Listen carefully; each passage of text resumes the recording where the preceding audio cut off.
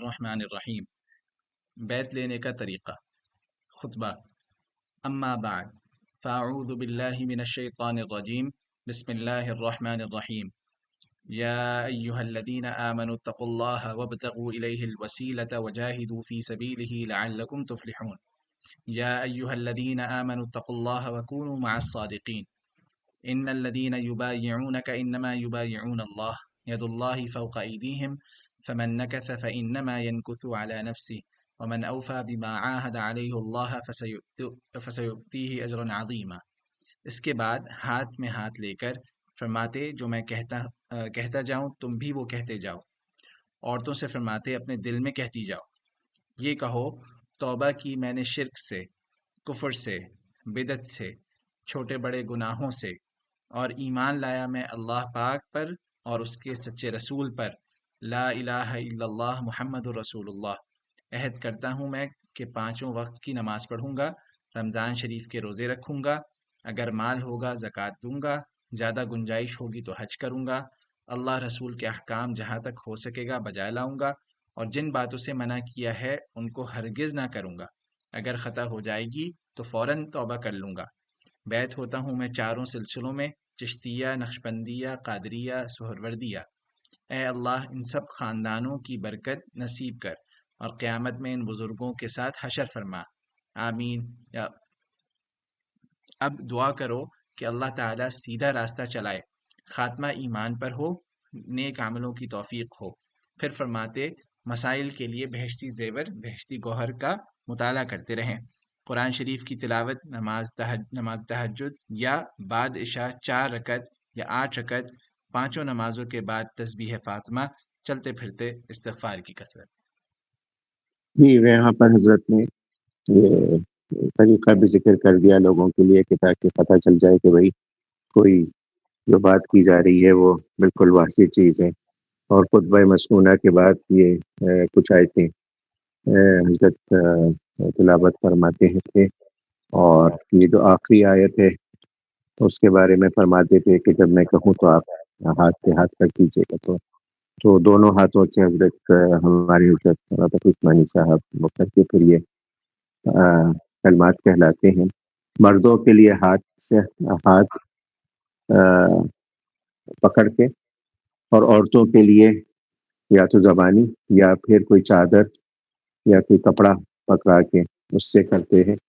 اور اس میں بہت پردے کے پیچھے سے، سامنے بالکل بھی نہیں، اور ہمارے حضرات نے اس میں بہت احتیاط کی ہے۔ تو یہاں تک کہ حضرت مولانا خلیل احمد سہارنپوری رحمۃ اللہ علیہ، اللہ تعالیٰ ان کے درجات بلند کرے، وہ تو پیٹھ پھیر کے بیٹھتے تھے عورتوں سے۔ تو ایک دفعہ ایک صاحبہ نے کہا، حضرت پردہ تو پڑا ہوا ہے، اپنی پیٹھ کیوں پھیری ہوئی؟ حضرت نے کہا کہ بھئی یہ عادت ہے لوگوں کی، خصوصاً خواتین کی تاک جھانک کرنے کی، تو یہ میں احتیاط کرتا ہوں کہ میں پیٹھ پھیر کے بیٹھتا ہوں۔ تو اس میں بہت احتیاط کیے، اور اس میں کوتاہی ہوتی ہے بہت، اور بعض جگہ تو محرم سمجھا جاتا ہے پیر کو، اور بعض جگہ اللہ بچائے ہاتھ میں ہاتھ لے کے بیعت بھی کر لیا جاتا ہے۔ ہمارے حضرات اس میں بہت سختی کرتے ہیں، اور کہتے ہیں یہ حضور کی سنت کے خلاف ہے، یہ تو بالکل ہی نامحرم سے وہ کرنا۔ تو اور پھر اس کے بعد توبہ ہی کی جا رہی ہے، شرک سے، کفر سے، بدعت سے، ہر چھوٹے بڑے گناہ سے، اور پھر اس کی اعادہ کیا جا رہا ہے کہ بھئی ہاں پہ ایمان کا اور نماز پڑھنے کا، روزے رکھنے کا ایک عہد کیا جا رہا ہے، ساری بیسک چیزوں کا۔ اور تو اس میں یہ بھی کہہ دیا جاتا ہے کہ بھئی اگر ہو گیا گناہ تو فوراً توبہ کر دو۔ اور یہی سب سے بڑی بات ہے کہ آدمی سے غلطی ہو جائے تو اقرار کر لے، اس کی تعویل نہ کرے۔ آج کل سب سے بڑا مسئلہ یہ ہو گیا ہے کہ لوگ گناہ کو جائز کرنے کی کوشش کرتے ہیں، اور جیسا علماء فرماتے ہیں نا کہ جو چیزیں ہیں، ایک تو شرک ہے، ایک اللہ کی رحمت سے نا امید ہو جانا ہے، بالکل ہی نڈر ہو جانا ہے، یہ ساری چیزیں جو ہیں کفر ہیں۔ اسی طرح سے گناہ کو حلال سمجھنا، کہ نہیں آج کل تو ایسے ہی ہوتا ہے،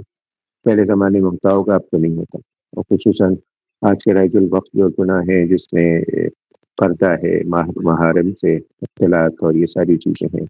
یا پھر معاملی معاملات ہیں جس میں سود اور یہ ربا اور یہ ساری چیزیں آتی ہیں،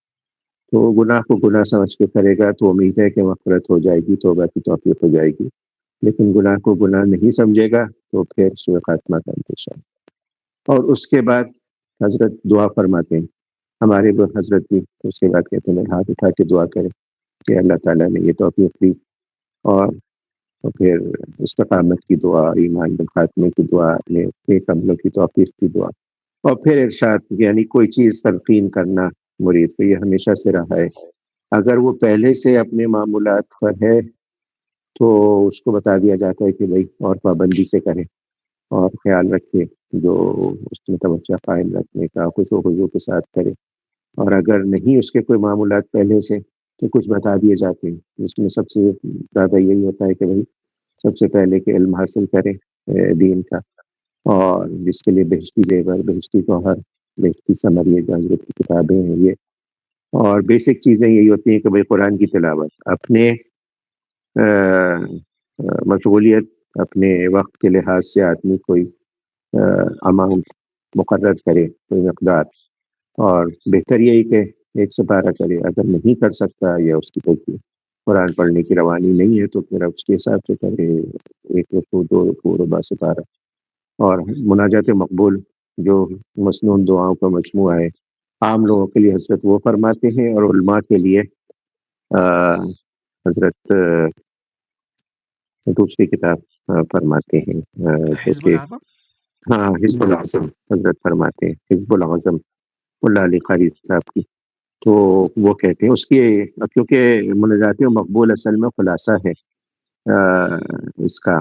حزب العظمی کا خلاصہ ہے، تو لیکن یہ کہ حزب العظم زیادہ وہ ہے، تو یہ فرماتے ہیں حضرت، اور 3 یا 5 تزکیات، ایک استغفار کی، استغفر اللہ العظیم القیمۃ علیہ، اور پھر یہ سبحان اللہ و بحمدہ، سبحان اللہ العظیم، اور پھر سبحان اللہ والحمد للہ ولا الہ الا اللہ واللہ اکبر، تیسرا کلمہ، اور درود شریف، زیادہ تر لوگوں کو یہی بتاتے ہیں۔ اور پھر آدمی جس کے ذمے قضا نمازی نہیں ہو، یعنی آج کل یہ بہت ہے جس سے غفلت بڑھتی جا رہی ہے کہ قضا نمازیں لوگوں کے ذمے ہوتی ہیں اور پھر وہ نفلوں میں لگ جاتے ہیں، تو یہ بہتر نہیں ہے، بالکل بھی بہتر یہ ہے کہ قضا نمازیں پوری کی جائے پہلے، تو نماز جن کی نہیں ہے وہ نماز تہجد پڑھیں، اور بہتر یہی ہوتا ہے کہ 2-4 رکعت عشاء کے بعد ضروری پڑھ لیں، خصوصاً آج کل ہے جیسے کہ بہت ہی اول وقت میں نماز کا وقت ہوتا ہے، ہمارے یہاں تو 4 بجے 4:15 ہوتا ہے، تو تاکہ قائم مقام رہ سکے، اگر آنکھ کھل جائے تو اس وقت اٹھ کے پڑھ لیں، اور اس پہ بھی زور دیتے ہیں تسبیح فاطمہ، سبحان اللہ 33 مرتبہ، سبحان اللہ الحمد للہ 33 مرتبہ، اللہ اکبر، اور پھر کچھ بتا دیتے ہیں چلتے پھرتے، استغفار، لا الہ الا اللہ، یا درود شریف کی کثرت، جیسا آدمی کو ہو، تاکہ اس کی عادت پڑتی رہے کثرت ذکر کی، تو سمپل سا پروسیجر ہے، لیکن یہ کہ ہے بابرکت چیز ہے۔ اور پھر اس کے بعد یہ ہوتا ہے کہ آپ ایک جگہ پہ بند گئے اور آپ نے باقاعدہ انسٹیٹیوٹ میں داخلہ لے لیا، اور اب آپ جو ہے نا آپ ادھر ادھر نہیں دیکھیں گے، اور اس میں بھی بہت کوتاہی ہوتی ہے۔ بیعت کرنے سے پہلے تو اجازت ہے اور انکریج کیا جاتا ہے کہ بھئی مختلف لوگوں کے واسطے لو، کتابیں دیکھو، پڑھو، سب کچھ کرو، لیکن بیعت کرنے کے بعد ایک دفعہ سلیکٹ کر لیا اور آپ نے ایک شیخ متعین کر لیا، تو اب وہی ہے کہ توحید مطلب یہ بس یک در گیر محکم گیر، ایک در کو پکڑو اور مضبوطی سے پکڑو، ورنہ پھر یہ ہوتا ہے نفس ہر جگہ سے چیزیں لیتا ہے اور سہولت کی چیزیں لیتا ہے، اور ہر ایک کا مزاج الگ ہے، بعض جگہ مضبوطی ہوتی ہے، سختی ہوتی ہے، بعض جگہ نرمی ہوتی ہے، بعض جگہ شفقت ہوتی ہے، تو وہ پھر گڑبڑ کرتا ہے اور پھر نکال لیتا ہے کہ بھئی فلاں بزرگ تو یہ کہتے ہیں، آپ کہہ رہے ہیں کہ نہیں اٹھو تہجد کو، وہ تو کہتے ہیں کہ اس عشاء کے بعد پڑھ لو تو تب بھی کافی، تو اس میں پھر گڑبڑ ہونے لگتی ہے، اس لیے حضرت تھانوی بھی بہت منع کرتے تھے، خصوصاً شروع میں مبتدی اور متوسط سالکین ہیں وہ نہ تو اوروں کے بعض سنیں، خصوصاً جو سلوک سے ریلیٹڈ ہے، تصوف، اصلاح نفس سے، نہ ہی ایسی کتابیں پڑھیں، اور خصوصاً مخالفین کی تو خصوصاً بالکل نہ پڑھیں، اس میں یکسوئی جاتی رہتی ہے، اور یکسو ہو کے پھر اپنے اس پہ لگے. ہاں جو منتقی سالکین ہیں ان کو اتنی استقامت حاصل ہو جاتی ہے کہ وہ اپنے چیزوں پہ قائم ہوتے ہیں. تو اس میں بھی احتیاط کرنا چاہیے. آج کل جب سے یہ انٹرنیٹ اور یہ ساری چیزیں آ گئی ہیں تو ہر اچھی بات سننے کے لیے تیار ہیں، لیکن دیکھتے نہیں کہنے والا کون ہے، اس کی اپنی اصلاح ہوئی ہے کہ نہیں ہوئی ہے، اس کا مزاج کیسا ہے. تو اس میں بہت احتیاط کرنے کی ضرورت ہوتی ہے. اور بیعت کا معاملہ نکاح کے طرح سے ہے، اس میں احتیاط بھی بہت ہوتی ہے کہ شروع میں جس طرح سے شادی میں بہت دیکھ بھال کی جاتی ہے اور ایسے نہیں کی جاتی ہے، نہ دھن اس طرح بیعت بھی نہیں کی جاتی. اور پھر اس کا پاس بھی بہت ہوتا ہے، کیونکہ یہ اللہ کے نام پہ ایک چیز قائم ہو رہی ہے، اللہ کے لیے ہے، تو اس کا پاس بھی بہت رکھنے کی ضرورت ہے. ہمارے بیشتر اکابرین جو ہیں وہ پوچھتے ہیں بیعت سے پہلے کہ آپ کسی سے بیعت تو نہیں زندہ بزرگ سے، تو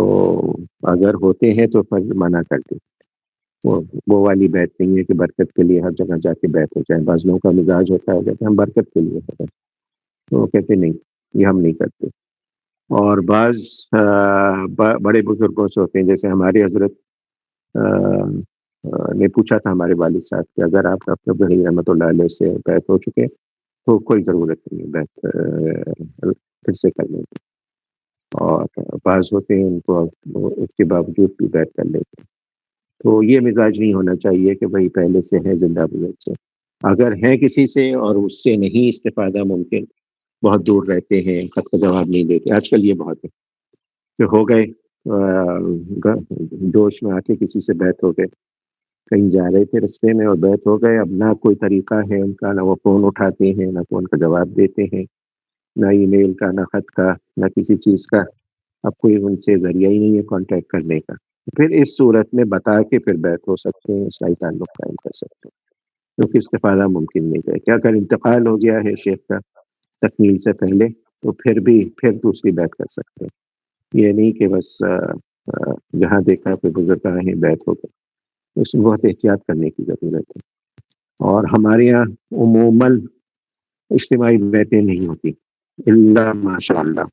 خصوصاً جب بزرگوں کا آخری دور ہوتا ہے تو اس میں دیکھا ہے کہ بالکل ہی آخری دور ہے، تو اس میں بعض دفعہ حضرت ثانی کے سلسلے میں بھی ہوئی ہیں، لیکن وہ زیادہ تر برکت کی بیعتیں ہوتی ہیں.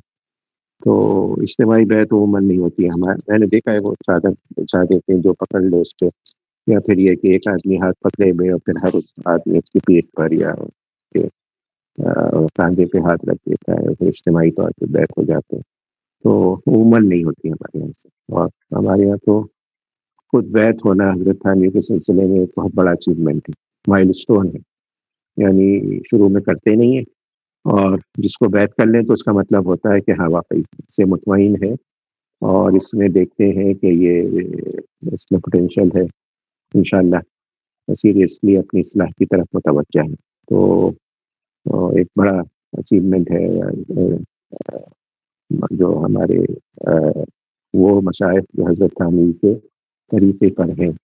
بعض جگہ ہے فوراً بیعت کر لیتے ہیں، وہ ان کی شفقت ہے، وہ ان کا معاملہ الگ ہے. لیکن حضرت ثانی کا طریقہ یہی رہا ہے کہ تم سے بیعت نہیں کرتے، اور بالکل ہی وہ اس کو تھوڑا سا رکھتے ہیں اس میں. تو جب تک بالکل دونوں طرف سے مناسبت وہ نہ ہو جائے، فائدہ محسوس نہ ہونے لگے، تب تک یہ نہیں کرتے.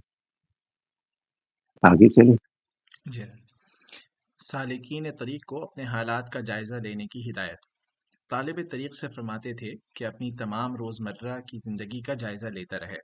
اور محرکات نفس پر نظر رکھے، اور اس کا اندازہ کرے کہ تعلق مع اللہ میں اس کے حسنات اور رذائل کس طرح کام کرتے ہیں، دین اور امور شریعت اور اتباع سنت میں کس طرح عملی دشواری محسوس ہوتی ہے، اور کس طرح کے اوہام و شکوک پیدا ہوتے ہیں، تاکہ ان کے تدارک کی فکر اور اصلاح کا تقاضا ہو. جی، یہاں پر حضرت ایک فرماتے تھے کہ بھائی شروعی سے میں طالب کے یہ سوچنے کی عادت اور اس کو کام میں لگا دیتا ہوں کہ بھائی اپنی زندگی کا جائزہ لو، دیکھو صبح سے شام تک کی جو مصروفیات ہیں اس میں کیا تمہارا وہ ہے؟ اور حضرت فرماتے تھے کہ اپنی حضرت کے یہاں ہمیشہ سے یہ رہا کہ خط و کتابت رہی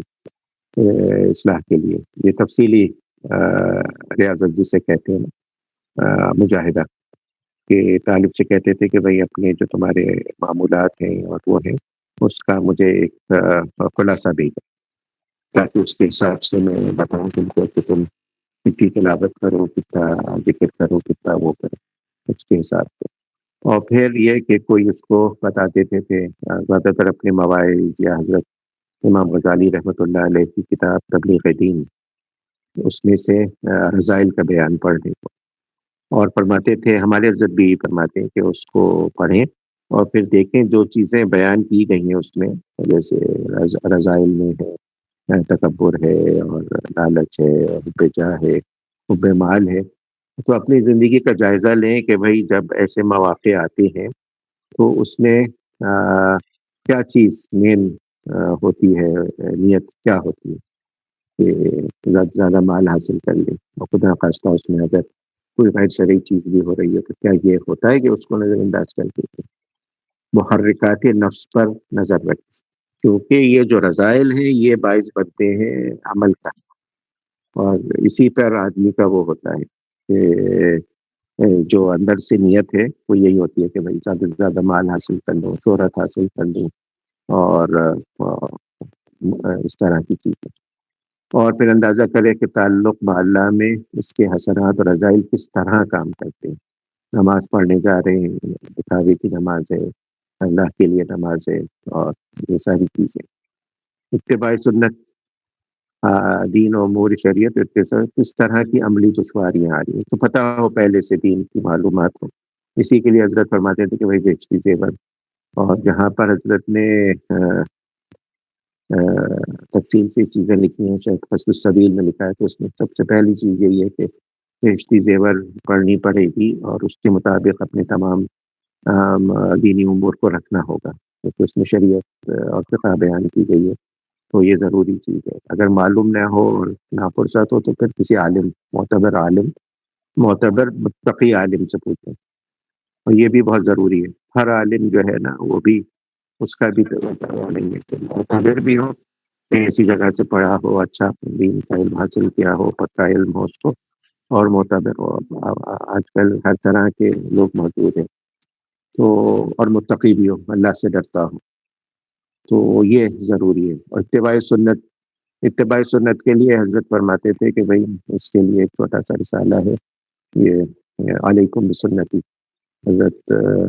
عبد الحکیم صاحب کا، یہ جو حضرت مفتی عبدالرؤف ترجیح صاحب کے والد تھے، اللہ تعالیٰ ان کی بخشش بلند کرے، مفتی محمد شفیع صاحب کے خلفاء میں سے تھے، تو انہوں نے صبح سے شام تک کی ساری سنتوں کو ایک جگہ جمع کر دیا، انٹرنیٹ پہ موجود، اور اس کو دیکھیں، اور پھر اس میں ساری چیزوں میں دیکھیں کہ بھائی کس طرح کی عملی دشواری ہو رہی ہے، کیا وجہ ہے کہ نہیں ہو پاتا. بعض لوگ ہوتے ہیں وہ کہتے ہیں کہ ہم نماز کو پڑھتے ہیں لیکن مسجد میں جا کے نہیں پڑھتے، گھر ہی پہ پڑھتے ہیں. یہ آج کل بہت کامن چیز ہو گئی ہے، یا تو مسجد دور ہے یا عادت نہیں ہمیشہ سے رہی، اور بہت سے لوگ نمازی ہیں لیکن مسجد، وہ عملی دشواری ہے، اس کو کس طرح سے دور کیا جا سکتا ہے. اسی طرح سے اوہام اور شکوک دماغ میں آتے ہیں کہ بھئی یہ کس طرح ممکن ہے، یہ ہو سکے گا آج کل کے دور میں، اور یہ اچھا خاصا ہوتا ہے. اب بچوں کی شادیاں کرنی ہے، تقریبات کرنی ہے، ہمیشہ سے یہ رہا ہے کہ مخلوط اجتماع ہے، غیر شرعی طریقے سے کھانا وانا کھلانا ہے کھڑے ہو کے، اور اس طرح. اب خاندان میں آدمی پہلی دفعہ کر رہا ہے کہ الگ الگ طرح کا، تو اس میں ہوتا ہے کہ لوگ بھی پریشان کرتے ہیں، اور خود بھی ہوتا ہے کہ بھئی کیا ہوگا، کیا کہیں گے، مول بھی کلا ہو گیا، بالکل اس نے دنیا کو ترک کر دیا. تو یہ ساری باتیں بھی حضرت کہتے تھے کہ بھئی یہ جو ہے اس کو کلیئر کراؤ. حضرت کیا زیادہ تر لکھ کر ہی ہوتا تھا. اگر اتنی زیادہ بے تکلفی ہے اور بات کر سکتے ہیں تو بات کرنے سے بھی ہو جاتا ہے. اور آج کل یہی ہوتا ہے عموماً کہ جو ذرائع ابلاغ ہیں وہ اتنے بڑھ گئے ہیں کہ میسیجز سے، واٹس ایپ سے، وائس نوٹ سے، سب چیزوں سے کہ آدمی بات کر لیتا ہوں. آج کل ہے بھی تھوڑا سا ہوا کھلا ہوا ہے لوگوں کو، پہلے کی طرح نہیں ہے. کہ وہ ایک بزرگوں کی حیبت ہوتی تھی، ایک ادب ہوتا تھا، وہ چیز بھی نہیں آتی۔ تو آج کل تو زیادہ آسانی سے یہ کمیونیکیشن پاسبل ہے۔ تو پھر حضرت یہ کہتے تھے کہ بھائی یہ سب کا جائزہ لو اور پھر یہ اس ساری چیزوں کو کلیئر کراؤ 1 to 1 کہ تمہاری زندگی میں کیا چیزیں ایسی ہیں جو دین پہ عمل کرنے سے تمہارے لیے تم کو روک رہی ہیں، اور ظاہری باطنی دونوں اس کو، اور اس کو پھر کلیئر کرا کے پھر یہ کرو، پھر اس کے حساب سے پھر اصلاح ہوگی، اور صرف وظیفے سے نہیں ہوگی۔ یہ اچھی طرح سے سمجھ لینے کی ضرورت ہے۔ ہوتے ہیں بہت سے لوگ وہ مخلص بھی ہوتے ہیں اور کرنا بھی چاہتے ہیں حاصل اللہ سے مضبوط قوی تعلق، لیکن وہ سمجھتے ہیں کہ صرف وظیفے سے ہو جائے گا، وظائف سے، اذکار سے، سب سے ہو جائے گا، نوافل سے ہو جائے گا، لیکن پہلی چیز حضرت یہ کہہ چکے ہیں کہ بھائی یہ اس سے نہیں حاصل ہوگا، یہ تو اپنی زندگی میں تبدیلی لانی پڑے گی اور اپنی پوری زندگی شریعت کے مطابق کرنی ہے، اور یہی سب سے بڑا مجاہدہ ہے۔ تو اللہ تعالیٰ یہ ہمارے لیے آسان کرے، یہ سمجھنا کہ بھائی جو تصوف اور یہ چیز جو ہے طریق اصلاح جو ہے کہ ہر چیز بہترین طریقے سے ہو سکے اور اس طرح ہو جائے کہ جیسے اللہ کے سامنے ہے، اللہ کو دیکھ رہے ہیں، تو اس میں اپنے تمام امور، عقائد، عبادات، معاشرت، معاملات اور اخلاق، ساری چیزیں درست کرنی ہوں گی، کیونکہ اس کے بغیر نہیں ہو سکتا کہ بھائی آپ کو اتنی اویئرنیس ہو کہ آپ کو آبزرو کیا جا رہا ہے اور آپ گڑبڑ کر رہے ہیں، ممکن نہیں ہے۔ تو پھر حضرت فرماتے تھے کہ ایک خیالی تصور ہو جاتا ہے کہ اللہ کو میں دیکھ رہا ہوں، اللہ مجھے دیکھ رہے ہیں، لیکن جب تک کہ چینج نہ آئے، جب تک کہ عملی طور پہ چینج نہ آئے اپنے سب میں، تب تک وہ معتبر نہیں۔ تو اللہ تعالیٰ عمل کی توفیق عنایت فرمائے ہم سب کو، اور اتباع سنت کی توفیق عنایت فرمائے، اور تمام عالم کے مسلمانوں کی حفاظت فرمائے اور ہر طرح کے شر سے بچائے۔ صلی اللہ تعالیٰ علی خیر خلقہ محمد وعلی وصحبہ اجمعین برحمتک یا ارحم الراحمین۔